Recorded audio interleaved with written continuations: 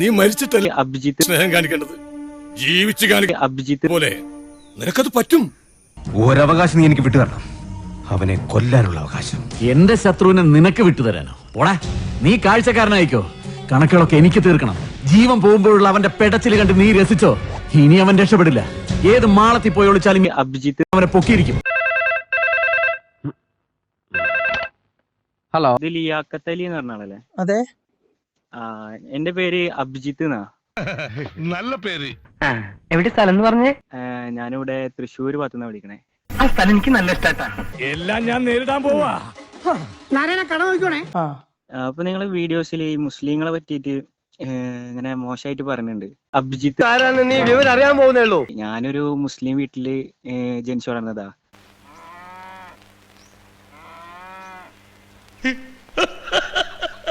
ഞങ്ങളെ നോക്കിയതൊക്കെ അവരായിരുന്നു. ഞങ്ങളൊരു സോഷ്യലിസം സപ്പോർട്ട് ചെയ്യുന്ന ഫാമിലിയാണ്. മുതലാളിയും അഭിജിത്ത് ഒരേ തീൻമേശയിലിരുന്ന് ഭക്ഷണം കഴിക്കണം. ആയിക്കോട്ടെ. അപ്പോ എനിക്കങ്ങനെ തോന്നിയിട്ടില്ല. നിങ്ങൾ പറയണ പോലെ എനിക്കങ്ങനെ ഫീൽ ചെയ്തിട്ടില്ല. നിങ്ങൾക്ക് തോന്നിയതിനെ കുറിച്ചല്ലല്ലോ നമ്മൾ ഇസ്ലാമിലെ ഗ്രന്ഥത്തിലുള്ളതിനെ കുറിച്ചും ഇസ്ലാമിന്റെ പ്രമാണങ്ങൾ പറയുന്നതിനെ കുറിച്ചല്ലേ പറയുന്നത്. നിങ്ങൾ ഇസ്ലാം പഠിച്ചിട്ടുണ്ടോ? ഇല്ലെങ്കിൽ ഞാൻ പഠിപ്പിച്ചു കൊടുക്കാം. മുസ്ലിങ്ങളെ കുറിച്ചല്ലല്ലോ ഞാൻ സംസാരിക്കുന്നത്, ഇസ്ലാമിനെ കുറിച്ചല്ലേ. എടോ, താനെന്തീ കാണിക്കുന്നത്? കാണിച്ചില്ല, കാണിക്കാൻ പോകുന്നേ ഉള്ളൂ. എല്ലാരും കണ്ടോ? രണ്ടും രണ്ടല്ലേ? രണ്ടും രണ്ടാണോ?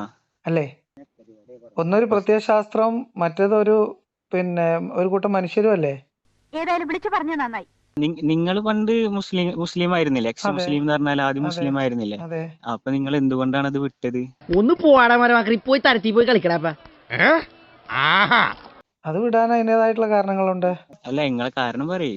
എനിക്ക് ഇടയ്ക്കൊരു പ്രശ്നം പറ്റി. എന്ത് പ്രശ്നം? എനിക്ക് 1233 പ്രശ്നമുണ്ട്. എല്ലാം തന്നോട് പറയണമെന്നുണ്ടോ? നിങ്ങൾ മുസ്ലിങ്ങൾ വളർത്തിയതാ? മുസ്ലിങ്ങൾ വളർത്തിയ കേറിയോ?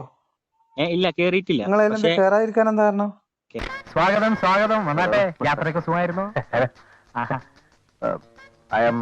Abhijith please to meet you. Okay okay. കേറാതിരിക്കാം. ഞാൻ നിങ്ങളതും കൂടി കേട്ടിട്ട് കേറാച്ചിട്ടാ. അത് ശരി. കാള വാല് വെക്കുമ്പോ നമുക്ക് ചില കാര്യങ്ങൾ മനസ്സിലാവും. കാള വാല് വെക്കണമെന്ന് കാള വാല് വെക്കുമ്പോ തന്നെ നമുക്ക് മനസ്സിലാവും. ഫൈസേ, ഞാൻ ചോദിക്കുന്നത് എന്താ? ഫൈസേ എന്തേ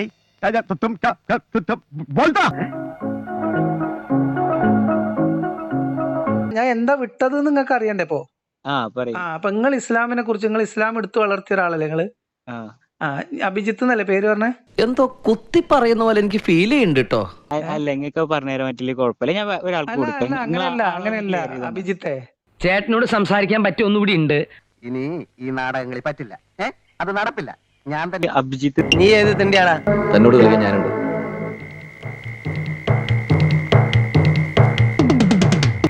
എടോ, തന്നോട് കളിക്കാൻ ഞാനുണ്ടെന്നാ പറഞ്ഞത്.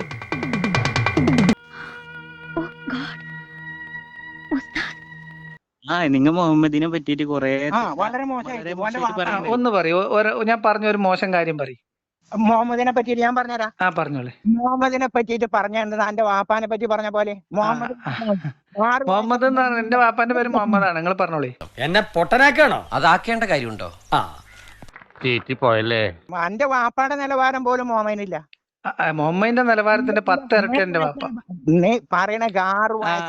അപ്പൊ അഭിജിത്തെ, ഈ പ്രോഗ്രാം കണ്ടു കഴിഞ്ഞാ അവൻ വാലുമ്പക്ക് ഓർണം. ഞാൻ പറയണേ അഭിജിത്ത് ആ മുഹമ്മദിന്റെ നിലവാരം ഈ 6 വയസ്സായ ബാലികേനെ പൂശിയോനക്ക് ഉണ്ടാന്നാ ചോദിച്ചേ? ഇല്ല, ഉണ്ടാവില്ലല്ലോ. ഉണ്ടാവൂല. അഭിജിത്തിന് ഫോൺ കൊടുക്ക.